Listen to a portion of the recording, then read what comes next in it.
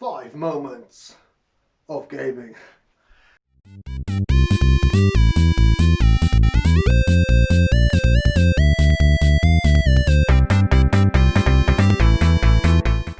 Hiya, welcome back to another week of the Lightning Cave.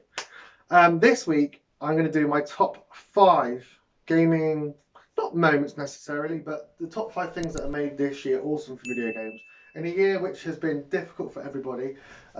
Me personally, the last few weeks have been crap.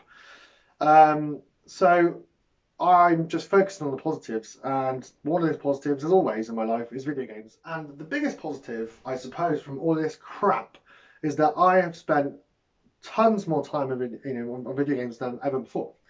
Namely, like I've managed this summer, I've played through Bloodborne, the whole of Assassin's Creed Odyssey, the Final Fantasy VII Remake, Last of Us 2, as well as countless other games. And I would not have been able to, Pokemon, Pokemon Let's Go, Pokemon Shield, which is, a chunky game. All these games, I don't think I would have got through that many games if it wasn't for this lockdown. So, every cloud, right? Doesn't matter if you've got no money, at least you complete Bloodborne. So here are, in no particular order, my personal top 5 gaming things. I don't say moments because they aren't moments. My gaming highlights of the year. Number 1 has to be getting the Nintendo Switch. I've done videos on the Switch. I've done videos on Switch, comparing the Switch to PS4. I've just talked about the Switch a lot. I have found the last few weeks I've not been playing the Switch half as much as I was, but I know that it's just a cycle and I'll come back to it and love it again. Especially when the weather gets a bit better and I start sitting outside all the time. Getting the Switch is definitely a really good thing that I've done this year. It's so much better than the PSVR, which is essentially what I see as my trade-off for it. And especially the Pokemon games are a massive highlight. I can't believe how much I love Shield. I had such a good time in that game. I'm probably not going to get the DLC because I've had my Pokemon fill. But Pokemon Shield, it's like I reviewed it. Go back and watch the videos, read my reviews. It's all there for you. Pokemon Shield is just so fun, and the Switch is so fun. I love having a new Mario Kart and having like Mario Party and all those sort of games to play with friends. I really like.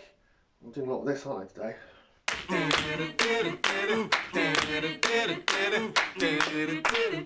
I really like games such as Bayonetta 2, which I can't get on the PlayStation now.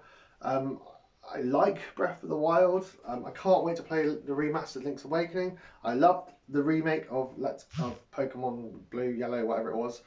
Pokemon Let's Go. And yeah, the Switch has just been a joy. I've enjoyed that I can play proper video games when going to bed. I enjoyed that I can play proper video games in the garden, not just bloody Candy Crush. And I know that when the world goes back to normal, and I start to travel more again, I'll be playing it way more. So the Nintendo Switch has been a huge, huge, huge highlight. And I would say if you're a PS4 fan or an Xbox fan or whatever, the Switch is the perfect opposition to that. It offers you something completely different in your video games. I've got the PS4, as I said before, for all my big serious stuff, and the Switch is my kind of fun little console that I can escape to, because I haven't played a serious game on it yet, apart from Dark Souls, and I probably won't. So that's number 1, but no, they're not ranked. Number 2, the second thing I mentioned, well, a couple of things I've already mentioned in the intro there, is Assassin's Creed Odyssey. I've written articles. I'm not going to bang on about why I love it so much. There are articles on the website. Go and read them. But oh my god, what a bloody game! This game is, I've got no doubt in my mind, is going to finish in my top 5 of this generation. I was going to say century then. That's a bit of a big top 5 of generation. I can't believe how good this game is. I was blown away by the scope of it, what they achieved with Alexios, how deep their world is, how expansive their Greece is, and how much of a leap it was from Origins, because I didn't love Origins. I liked Origins, but it wasn't my favourite. My favourite was still Black Flag. And what they did with this was they were like, okay, we'll take some of the stuff we do like from Origins, take the kind of ship exploration you like from Black Flag, and they'll mash it all together with this really amazing story, protagonist, and awesome enemy systems. I loved it, and I took a bit of a break and came back to it and properly played it this year during lockdown, and it got me through. I'm not saying like hard months. They weren't hard. I was sitting at home getting drunk, but It's not easy being drunk all the time. Everyone would do it if it were easy. You know, a few months where you feel a bit like crappy because you're not really doing much of your life. Yeah, I mean they're awesome. It is such a bloody good game. So, and it's another recommendation of mine. It's on offer constantly. If you haven't played Odyssey and you're looking to spend 70 hours of your life on something, that's the way to go. Odyssey number 2. Next one, again, I kind of mentioned was Bloodborne, but in particular, finishing Bloodborne on co-op. Now, these games are built to play with friends, or not friends necessarily, but play with other people online. They come in and help you in your game. So, I was kind of getting stagnant on Bloodborne, which I think happens a lot with Soulsborne games. You get to a point, and it's what happened with the Surge. You just get to a point where you just can't play it anymore. It's too hard. You can't get past a certain part. You can't work it out. You just stop playing it for ages. Did that with Bloodborne. Came back to it during lockdown. I was like, okay, I'm getting more into it again. Really enjoying it. And then it started to happen towards the end. And Luke was like, well, I'll jump in and give you a hand. And finishing that game in co-op is one of the most fun co-op experiences I've ever had. Yes, it changed the difficulty of the game greatly, but it didn't mean it wasn't fun. You know, we took on it wasn't like the whole game, it was like the last 3 or 4 bosses together. But it was such a good experience because you play it very differently, because I think Bloodborne has a lot too many enemies for single player sometimes. And I think that's why it was built to play co-op or with someone else online co-op. So you can then draw enemies out from the crowds and you take them on. And, you know, I think if you're looking for, and I've seen it on lots of co-op lists, and I was like, nah, whatever. But honestly, Bloodborne is an amazing co-op experience.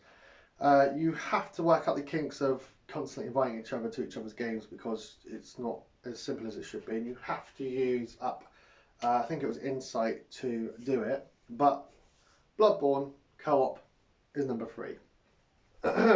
Right, really briefly, this one. Number 4 is Last of Us 2, reviewed a few weeks ago by myself, given a 10 out of 10.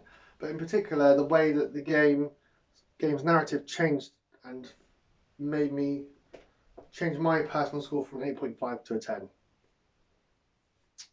That's it. I mean, there's a video on it. Go back and watch it.